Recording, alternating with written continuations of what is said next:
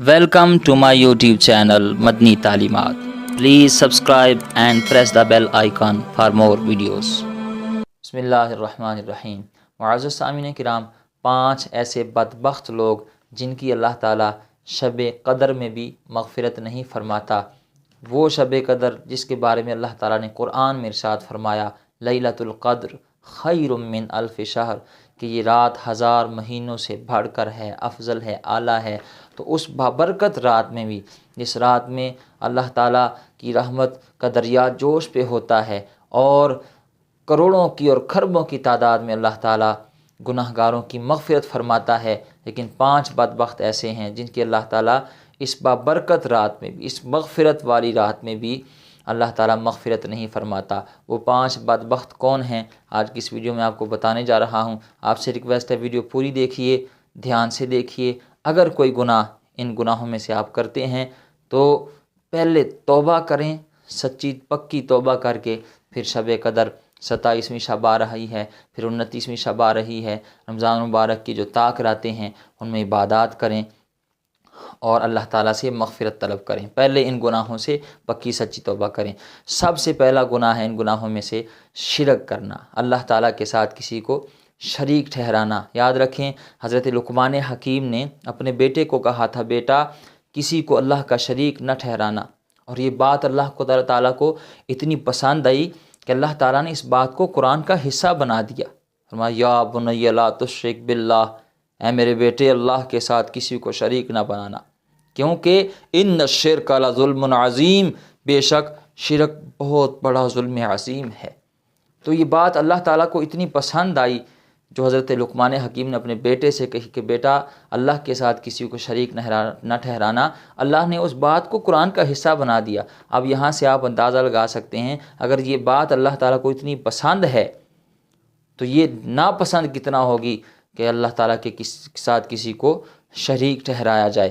تو اس لیے یہ بہت بڑا گناہ ہے جو بندہ شرک کرتا ہے. فرمایا انہ من یشرک باللہ، اللہ تعالیٰ کا قرآن ہے، فرمایا انہ من یشرک باللہ فقد حرم اللہ علیہ الجنہ ومأواہ النار وما للظالمین من انصار.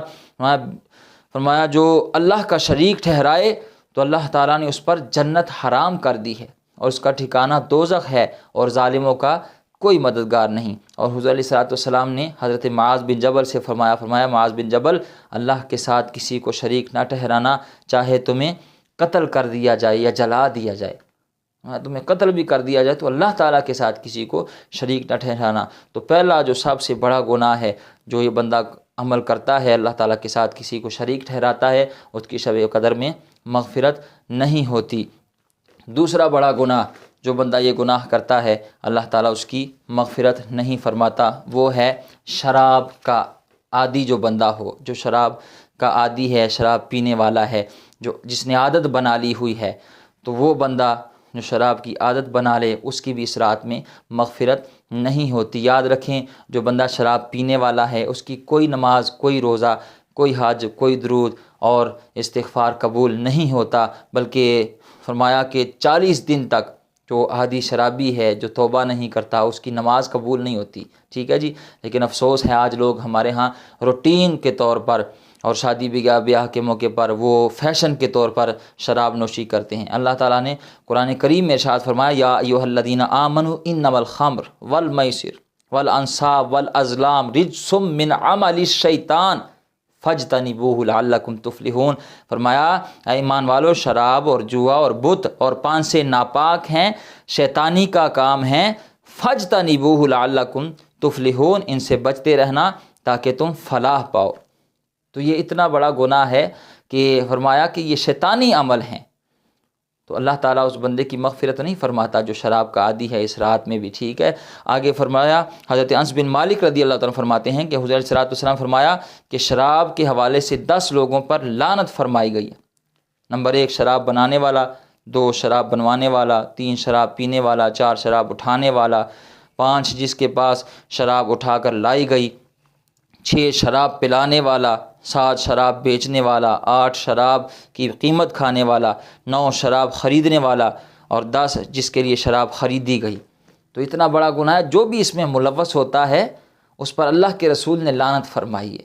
تو یہ کتنا بڑا گناہ ہوگا جس پر اللہ کے رسول لعنت فرما رہے ہیں۔ اور حضرت علی المرتضیٰ کی یہ روایت، اللہ اکبر، یہ سن کر تو بندہ کانپ جاتا ہے کہ کتنا بڑا یہ گناہ ہے۔ مولا کائنات حضرت علی المرتضیٰ شیر خدا کرم اللہ تعالی وجہ الکریم ارشاد فرماتے ہیں کہ حضور علیہ السلام فرمایا، شراب پینے والا جب مر جاتا ہے اور تم لوگ اسے جب قبر میں دفن کر کے آتے ہو، حدیث کا مفہوم بیان کر رہا ہوں، تم جب اسے دفن کر کے آتے ہو تو اس کا چہرہ قبلے کی طرف سے موڑ دیا جاتا ہے، قبلے کی طرف سے رخ اس کا پھیر دیا جاتا ہے۔ جب کوئی بندہ اس دنیا سے روح اس کی وہ کفس انسری سے جب پسواز کر جاتی ہے تو لوگ اس کا چہرہ قبلے کی طرف کر دیتے ہیں۔ قبر میں بھی جب اس کی وہ میت کو رکھتے ہیں تو چہرہ قبلے کی طرف کرتے ہیں۔ لیکن اللہ کے رسول فرماتے ہیں جو عادی شرابی ہے نا، اگر توبہ کیے بغیر مر گیا تو جاؤ اس کی قبر اکھیڑ کر دیکھ لو، اس کا چہرہ جو ہے وہ قبلے سے پھرا ہوا ہوگا۔ تو یہ کتنا بڑا اور کبیرہ گناہ ہے کہ اللہ تعالیٰ کو یہ بھی پسند نہیں کہ اس کا رخ میرے قبلے کی طرف ہو، میرے کعبے کی طرف ہو، میرے گھر کی طرف ہو۔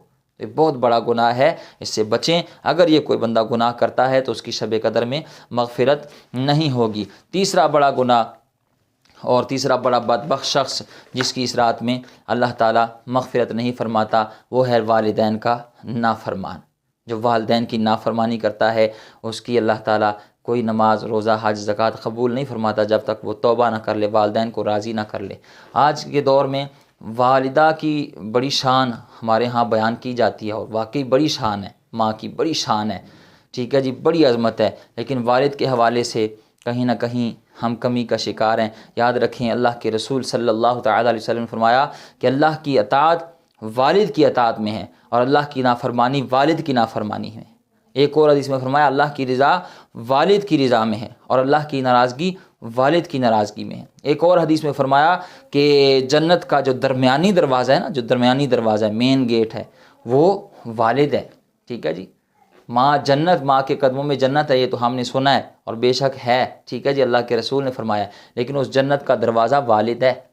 اب اگر کوئی دروازہ پھلانگ کے آئے گا تو لوگ اسے چور ڈاکو کہتے ہیں، چور ڈاکو سے کہتے ہیں، اس لیے دروازہ پھلانگ کے نہ آئیں، دروازے سے گزر کر آئیں۔ وہ دروازہ باپ ہے، باپ کی خدمت کریں، والدین کی خدمت کریں، والدین کو راضی کریں، ٹھیک ہے جی۔ تو یہ بہت بڑا گناہ ہے جو والدین کو ناراض کرے۔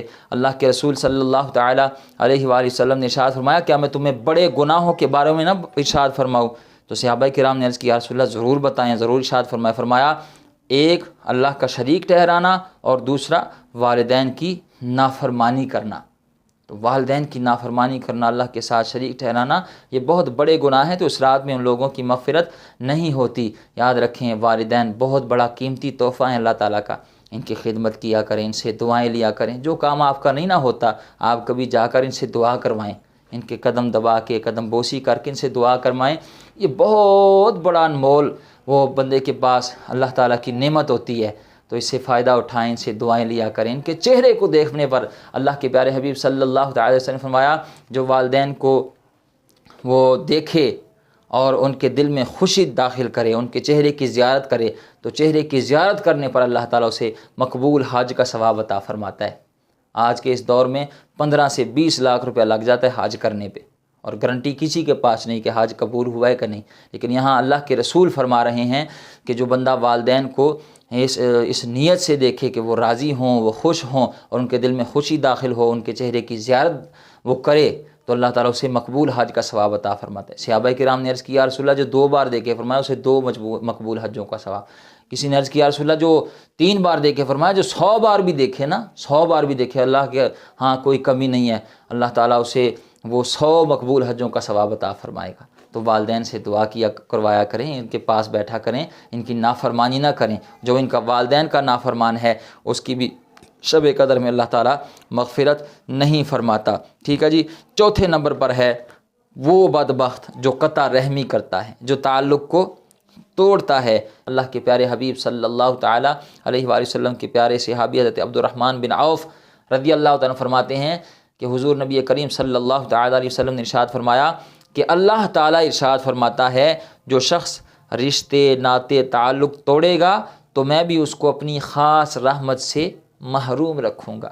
اللہ تعالیٰ اس بندے پر اپنی خاص رحمتیں اس کو ایسا نہیں عطا فرماتا جو تعلقات کو توڑتا ہے اور جو جوڑتا ہے تعلقات کو۔ سبحان اللہ۔ حضرت ابو ہریرہ رضی اللہ تعالیٰ عنہ سے مروی حدیث آپ سنیں، آپ کا ایمان تازہ ہو۔ نبی کریم حضور رحمت عالم صلی اللہ تعالی علیہ وآلہ وسلم نے ارشاد فرمایا 3 صفات ایسی ہیں جس شخص میں بھی ہوں گی اللہ تعالیٰ اس سے آسان حساب لے گا اور اپنی رحمت سے اللہ تعالیٰ اسے جنت میں داخل کرے گا۔ تو صحابہ کرام نے عرض کیا رسول اللہ وہ کون سے خوش بخت لوگ ہیں جن کا حساب آسانی سے لیا جائے اور اللہ اپنی رحمت سے انہیں جنت میں داخل کرے؟ تو سرکار علیہ الصلوۃ والسلام فرمایا نمبر 1 جو تجھے محروم کرے تو اسے عطا کر، نمبر 2 فرمایا جو تجھ پر ظلم کرے تو اسے معاف کر، اور نمبر 3 جو تجھ سے رشتہ داری تعلق توڑے قطع رحمی کرے تو اس سے تعلق جوڑ۔ فرمایا اگر کوئی ایسا کرے تو اللہ تعالیٰ اسے اپنی رحمت سے جنت میں داخل کرے گا اور اس سے حساب آسانی کے ساتھ لیا جائے گا۔ تو یہ کتنا بڑا انعام ہے کہ اس سے آسان حساب لیا جائے اور اسے اللہ تعالیٰ اپنی رحمت سے جنت میں داخل کر دے۔